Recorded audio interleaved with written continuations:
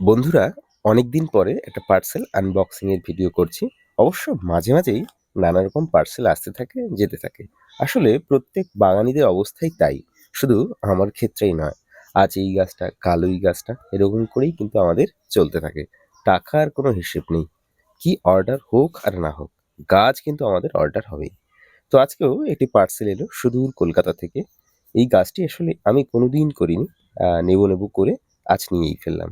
চলে এলো। আসলে এই গাছটির নাম ওয়াটার আইরিশ। এর প্রচুর ভ্যারাইটি রয়েছে, প্রচুর কালারও রয়েছে। তো বেশ কয়েকটি অর্ডারও করেছি ইতিমধ্যে আমি। এই গাছটির আইডি হচ্ছে নর্থার্ন ব্লু ফ্লেক আইরিশ। ওপরে ফুলটির ছবি দিয়ে দিলাম। দেখুন, ফুলটি অপূর্ব সুন্দর দেখতে।